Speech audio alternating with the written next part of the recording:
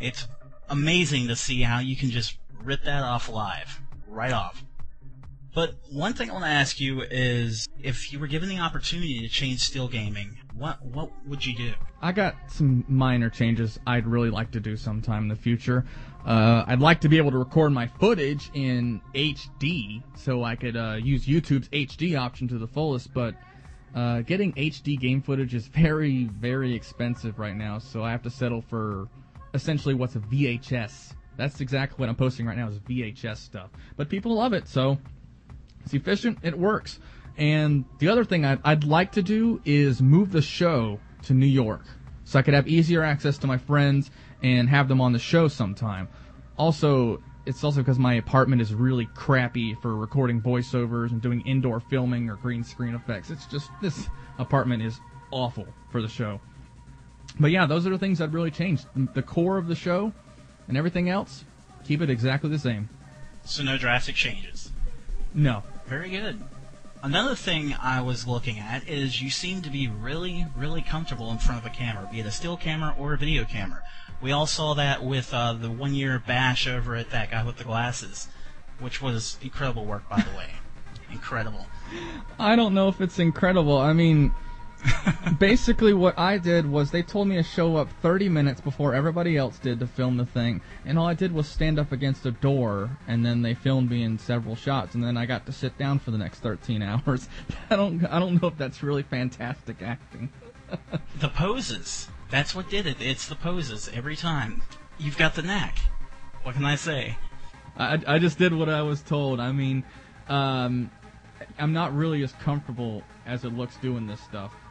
At this point, I'm still just doing voiceovers for everything and just doing the poses.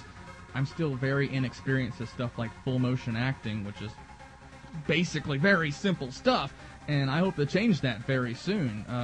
There's a few brand new shows that I have in mind that involve full motion that I hope to debut before the end of the year, and neither of which will involve video games, so look forward to that. If we can, let's talk about that a little more, because I was going to ask you, what other video projects would you want to work on if someone just gave you the budget, gave you the camera, and said, here you go? Oh, if they gave me the budget? Now, that changes a whole lot. Wait, no, it wouldn't. I'd still do the same review shows, I would just have more high-end equipment. But I do have other shows kind of mapped out right now. They will be... I'm going to keep the Still Friends for Still Gaming. That's not going to change. But, I mean, I could always use more video equipment, HD stuff like that. Because right now I still have like a mini DV camera.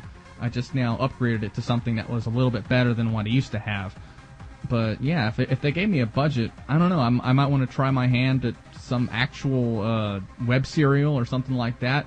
But that would involve writing, and I'm not sure if I'm quite ready to test out telling people my science fiction stories just yet. I haven't even written one of those yet, but yeah, I'd like to do something like Captain S or something like that. If I ever hit it big, I mean, the first thing I would do is just give money to PVC Productions to make Captain S or something like that, because they are a lot better than I would be at making something like that, but... yeah, I mean, if I had money, basically all I would do is just upgrade my equipment. I'd still keep still gaming, but I'd also like to branch off because Channel Awesome, or ThatGuyWithTheGlasses.com, I keep mixing them up because they haven't really officially renamed themselves yet. They're going to be branching off the site soon. They've announced that they're going to have Blistered Thumbs, which is the video game site, and they're going to have Bar Fiesta, which will be like an alcohol and nightlife site, just things like that.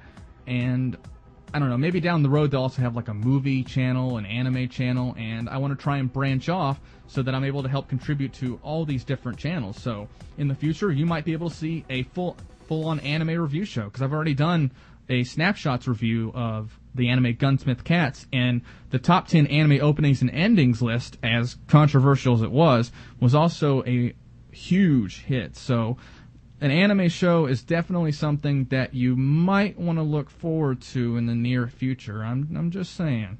Very good. I mean, I thought that the top 10 anime openings and endings, even though I'm not a big anime fan, was a really good list. It was put together very well, and for some reason, most of the people flamed all over it. Nah, not most. I mean, I think they were really just a vocal minority, because if they were most of the people, then the video would have been rated like 1 star out of 5 or something. But at least 80% of people really liked it, and the people that really hated it, they just had to be really, really loud about it. Oh, they know they liked it. They just wanted to complain. I had disclaimers for the video, but the site administrator seemed to lose that disclaimer before posting that. So, but I think in the long run it actually helped the video, sparked a lot more discussion. Well, discussion, death threats, same thing. Okay, Lee, now we talked about your videos. I want to talk about some other videos for a bit here. I want to know, what are some of your favorite video series online right now if you had to choose?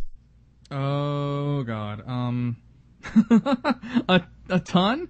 Aside from the Game Room and Little Miss Gamer, I'm a huge fan of, well, many contributors on ThatGuyWithTheGlasses.com, including The Nostalgia Critic, The Spooning Experiment, Dragon Ball Z Abridged, Phaelus's movie reviews, and Atop the Fourth Wall, starring Linkara, who appeared in my prototype review.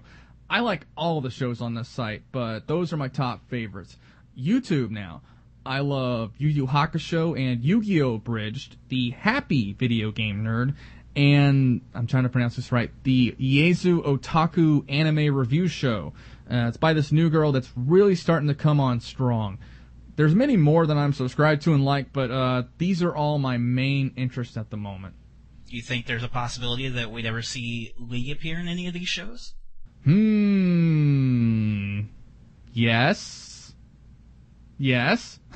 Yes. Yes. Any timeline on any of them that you would like to go and tell your fans about right now?